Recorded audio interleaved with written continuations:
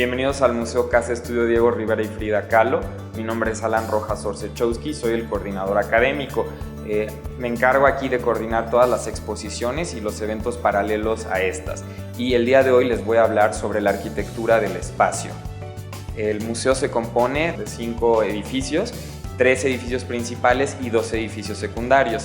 Que se construyeron entre 1929 y 1934.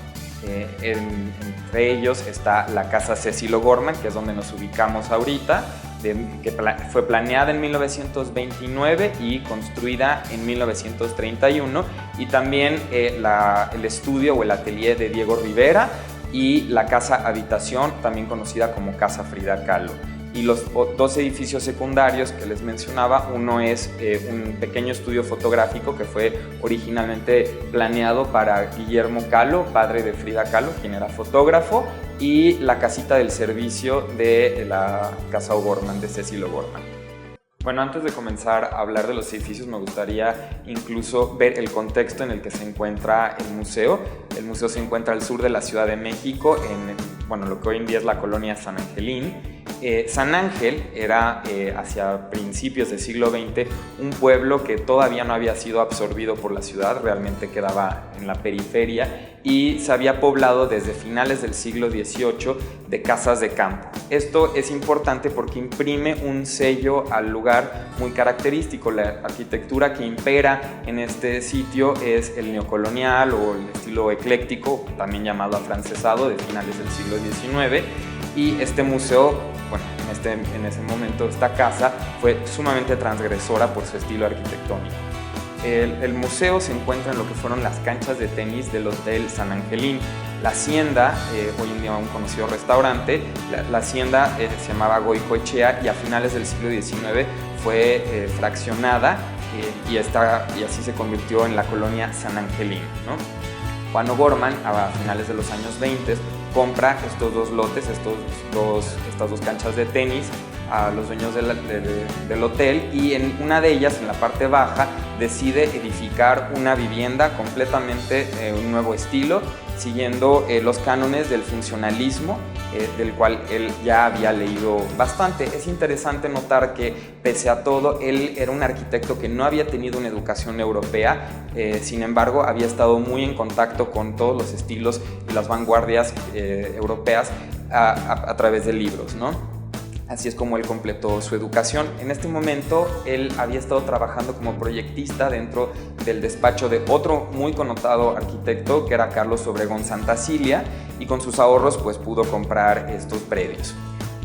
Hacia 1929 él empezó a proyectar esta casa. Es una casa habitación que se compone de sala-comedor, 3 recámaras, 2 individuales y una matrimonial, 2 baños.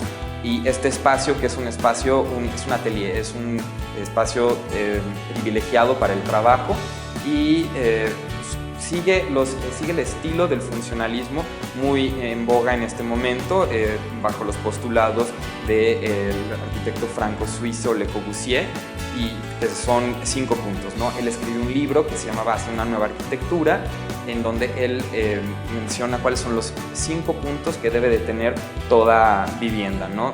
Debía de tener ventanas alargadas, debía tener fachadas sobrias, plantas libres, una terraza y una azotea terraza, y debía el primer piso estar levantado sobre unas columnas delgadas llamadas pilotis. Así es como Juan O'Gorman siguió estas indicaciones y las adecuó evidentemente al contexto nacional, ¿no? Porque tenemos elementos muy característicos. Esto es muy importante porque en el momento en el que Juan O'Gorman construyó esta casa, digamos que había terminado la Revolución Mexicana y se estaba buscando una nueva mexicanidad. Había una discusión de qué era lo mexicano. Eso era una gran preocupación para esta generación, y esto trastoca a todas las disciplinas, desde la literatura, todas las bellas artes y demás, hasta la arquitectura. La arquitectura ciertamente no fue una excepción. Juan O'Gorman más bien volcó su interés hacia construir viviendas para obreros, para las clases trabajadoras. Entonces, en ese sentido, él era socialista y hace una arquitectura verdaderamente socializada. Esta casa, por ejemplo, se planeó para ser construida y replicada de forma masiva para poder servir como casa para las clases trabajadoras, para las clases obreras. Bueno, el funcionalismo fue una corriente arquitectónica que se da a principios del siglo XX y sigue, bueno, de distintas maneras a lo largo casi de todo el siglo XX hasta los años 50 más o menos. Está vinculado con otra escuela de diseño que se llama la Bauhaus, que pues es básicamente de donde viene todo el diseño contemporáneo, la manera de cómo entendemos el día de hoy el diseño, ¿no? Pues fue una corriente sumamente popular, donde se buscaba maximizar, digamos, más que nada se buscaba empatar la arquitectura con los procesos de industrialización, ¿no? De producción masiva. Entonces es importante porque es una arquitectura que dio pie a que se pudieran hacer construcciones a gran escala y en este sentido fue adoptada por varios arquitectos muy connotados porque vieron esta utilidad de poder replicar un modelo y que fuera útil para la gente. Como había mencionado, Juan O'Gorman buscó vincular mucho su lenguaje arquitectónico con esta corriente arquitectónica, precisamente en busca de una mejoría para la vida, para la calidad de vida de los obreros, ¿no? Uno de los puntos también sumamente importantes dentro de esta arquitectura era maximizar la eficiencia del espacio, ¿no? Y minimizar los costos de esta. Como podrán ver en esta casa, una de las principales características son las instalaciones tanto eléctricas como hidráulicas completamente expuestas, no son aparentes y esto abarata también el costo de la construcción. Podemos ver también en los techos es la losa de concreto completamente desnuda en vez de un recubrimiento más elaborado y demás, ¿no? Entonces es la simplicidad y la sobriedad de las líneas ante todo.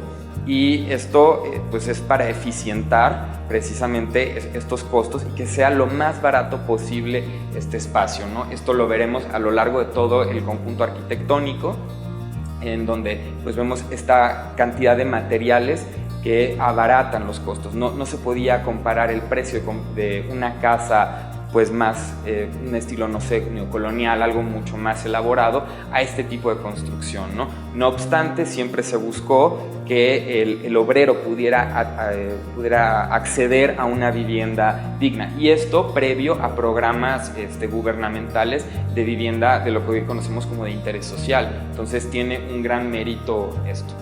Entonces, en 1129, Juan O'Gorman empezó a planear esta casa, la terminó de construir en 1931 y la pensó para que sus padres la habitaran. Como decía antes, era un tipo de arquitectura sumamente transgresor. Sus padres eran personas más conservadoras y no les gustó esta casa. Juan O'Gorman, de hecho, nunca vivió aquí. Esta fue una casa que más bien fue como un tipo de, digamos, escenario para que él pudiera mostrar cuál era su propuesta arquitectónica, ¿no? Entonces, en esta época es que Juan O'Gorman muestra esta casa a Diego Rivera y a Frida Kahlo. Frida Kahlo y él habían sido amigos de la infancia y Diego Rivera le encantó el tipo de el tipo de estética, las líneas que había y sobre todo esta parte del un profundo significado social de la arquitectura. Y encargó a Juan que en el predio adyacente le construyera su casa y estudio. Bueno, el conjunto arquitectónico de este museo consta de 5 edificios, 3 edificaciones principales y 2 pequeños edificios adyacentes. Los principales son la Casa Cecil O'Gorman, que fue la primera casa funcionalista de México, construida entre 1929 y 1931 con una pequeña casa de servicio con cochera adyacente, y la Casa Estudio de Diego Rivera y de Frida Kahlo. Esto es el edificio principal, que es el atelier o el taller de Diego, junto con algunas habitaciones de distintos usos, y el edificio que fungía como vivienda, ¿no? Y un pequeño laboratorio fotográfico pensado para Guillermo Kahlo, fotógrafo, padre de Frida Kahlo, ¿no? Estos artistas convergen en 1931 y Diego Rivera pide a Juan construir su casa y estudio en el predio adyacente en la calle de Palmas y esquina, la entonces calle de Palmas, esquina Altavista. Generalmente la gente llega a confundirse de por qué dos casas. No es que en realidad fueran dos casas, sino que una de las edificaciones está completamente dedicada al taller de Diego Rivera, o sea, a la parte de trabajo, de elaborar en un espacio, que es la principal, y eso se puede ver porque es muy visible en el mismo estudio, que es el corazón del museo. El volumen del espacio es completamente diferente, la iluminación, todo es distinto, ¿no? Y la otra casa, que es la más pequeña, es una casa habitación, que es donde hay una recámara, donde hay un pequeño estudio pensado para Frida Kahlo, un baño, una sala comedor y una cocina, ¿no? La edificación más amplia, que hoy conocemos como Casa Diego Rivera, pues se compone de un primer piso de una galería que había sido pensado en un primer momento para que Diego Rivera expusiera toda su obra ahí. Y en el segundo piso pues tenemos, como les mencionaba, el corazón del museo, que es el estudio en sí de Diego Rivera, y algunas otras pequeñas habitaciones como un despacho o una habitación de descanso. Diego Rivera trabajaba largas jornadas en su pintura de Caballete. Aquí fue donde creó casi toda su pintura de Caballete y pues bueno, como les decía, eran jornadas largas, comía ahí, dormía ahí, entonces pues casi no se movía de este espacio. Y la pequeña casa habitación, otra de las características del funcionalismo es la vivienda mínima, el espacio mínimo, que es lo que el ser humano debe de adaptarse. La escala arquitectónica tiene que ser completamente humana, completamente a la medida de un ser humano promedio, que en ese momento se consideraba 1,70, 1,80, eso es lo que Le Corbusier calculó. Entonces van a ver que los espacios son muy reducidos, son mucho más reducidos, tanto los espacios que hubieran sido públicos como los espacios más privados, como las recámaras, que esas son todavía mucho más pequeñas. Ahora, hay un estudio en el segundo piso que estaba dedicado a Frida Kahlo. En este momento hay que recordar dos cosas sobre Frida Kahlo. Una es que ella podía habitar bien estos espacios. Su salud no estaba tan deteriorada, su salud se empezó a deteriorar hacia los 40, 50. Ella murió en 1954. Y la otra cosa es que ella todavía no pintaba tanto, ella todavía era más bien conocida como la esposa de Diego Rivera. Entonces el espacio que se pensó para que ella pudiera trabajar ahí, pues es mucho más reducido. Y en este sentido también vale la pena recordar una cosa que es característica del funcionalismo. Hacia finales del siglo XIX, con los distintos estilos arquitectónicos, buscaban que la vivienda fuera, que un inmueble fuera dedicado a una sola cosa, ¿no? Una vivienda sería una vivienda y un espacio laboral sería pues un espacio para trabajar. Y eso fue algo muy popular que se hizo, ¿no? Las casas no tenían en sí, sobre todo las casas de clases medias, medias altas y altas, no tenían un espacio tal cual para poder trabajar. Y el funcionalismo rescata esta tradición de tener un taller o una parte que sea de trabajo dentro del mismo espacio donde se vive. Y esto es importante, esto se traduce en todo el inmueble, porque los espacios más importantes, de mayor tamaño, mejor iluminados, son precisamente los espacios de trabajo, no de habitación. Bueno, nos encontramos en la planta libre de la casa de Cecil O'Gorman y creo que esto es uno de los espacios más emblemáticos del museo y de él como arquitecto. Tenemos hacia atrás mío la escalera helicoidal, que fue toda una proeza arquitectónica. Es uno de los grandes referentes arquitectónicos del espacio. Este modelo de escalera helicoidal fue repetido en la entrada de la casa Diego Rivera, bueno, del estudio, de manera doble, lo cual hacia los años 30 pues es toda una proeza, ¿no? Y el otro elemento sumamente importante del espacio son los jardines, son este uso de la barda orgánica o la barda de cactáceas que tenemos y todas las plantas que son completamente endógenas mexicanas, ¿no? Esto es Juan O'Gorman tratando de recuperar elementos propiamente mexicanos dentro de este lenguaje funcionalista. Uno de los materiales más importantes justamente de esta construcción es el concreto o el polvo mágico, como le llamaban en los años 20. Juan O'Gorman usó extensivamente este material, no solamente en estas casas y en sus proyectos habitacionales, sino también en sus proyectos de escuelas. Lamentablemente él no logró reproducir esta casa, digamos, de forma masiva para convertirla en una vivienda para trabajadores. No obstante, elementos de esta misma arquitectura funcionalista sí fueron replicados de forma, digamos, masiva en la construcción de más de 20 escuelas primarias en el Distrito Federal y en las zonas aledañas, ¿no? Un gran proyecto que O'Gorman había emprendido. Esta escalera, por ejemplo, es sumamente importante, solamente tiene 2 puntos de apoyo, en la planta baja y en la planta alta, y se sostiene por sí misma, ¿no? Esto nos da un buen indicio de qué tan flexible podía ser el concreto, ¿no? Este material completamente innovador hacia los años 20.